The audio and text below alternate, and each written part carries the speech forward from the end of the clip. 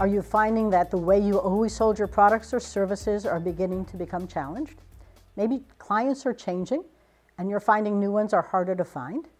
Or maybe the new customers that are coming in aren't the ones that you're comfortable with and you're not quite sure how to serve them. Maybe you have a new product that won awards but isn't selling. Maybe you're looking for the next big idea. Could a little corporate anthropology help?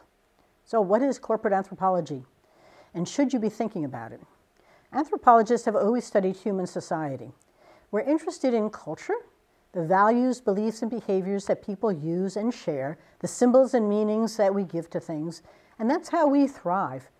We share these things because it helps us every day get along, and your business has a culture.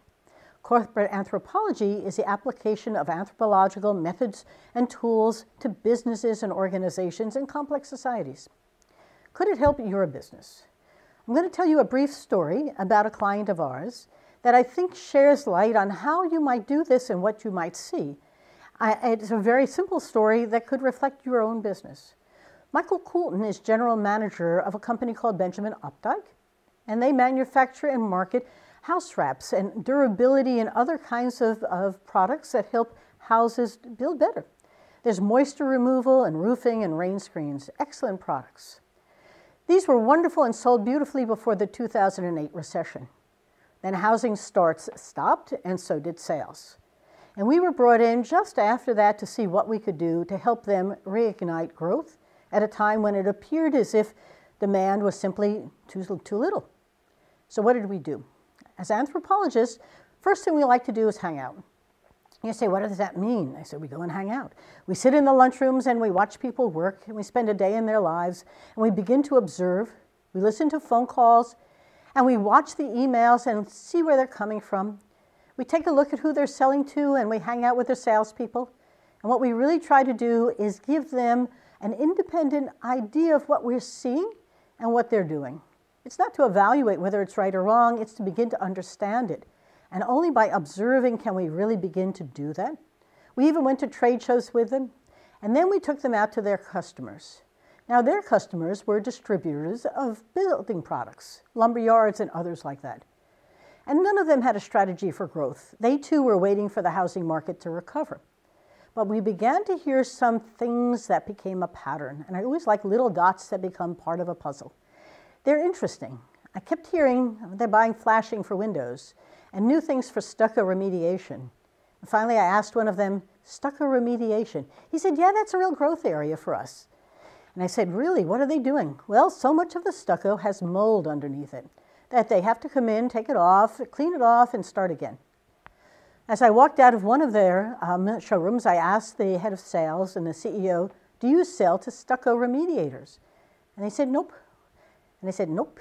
And they said, no, we don't sell to the masonry business. We never did. I said, and why not? Well, we sell to new home builders and to those who are remodeling homes with shingles. I said, okay, could you? And they sort of looked at me and said, well, I guess we could. I went back and I met with the general manager, and Michael and I talked about it. And he did something very anthropological. He had somebody come in to do an assessment of his home that had stucco on it. And what did they find? A lot of mold. He was a perfect candidate for remediation. And so what did we learn? That they were going to do it without anything between the wood and the stucco to pull out the moisture. And as he said to me, in 5 years I'm going to have mold and they're going to come back and do it all over again.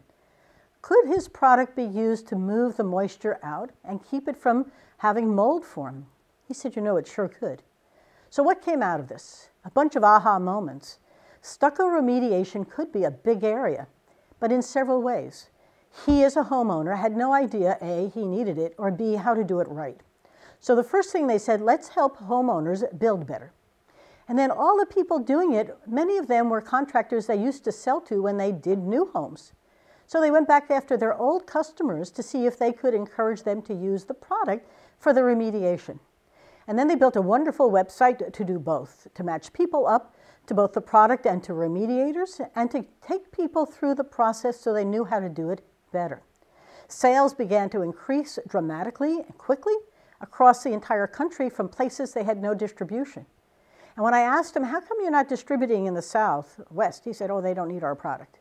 I said, well, all these emails are coming from the South and the West. They're asking for your product. So he became his own distributor, now selling direct. The e-commerce became extremely important, and he began to open up new market space. But I must tell you that I took them out. We both heard the same things. I was listening for unmet needs, and they were trying to figure out how to go back into the new home construction. It's really challenging. So why is this so hard? The brain hates to change. It's hard to see things that are happening. We are often blinded by the things that make us really good. But as an anthropologist, we can help you better see, feel, and think what's happening all around you. Those emails were coming in. We were just looking at them differently. And you could look at your emails, listen to your phone calls, and go out exploring to hear new opportunities and possibilities in new ways. And in the process, ignite growth in your company, improve its profits, and sustain as it goes along and builds.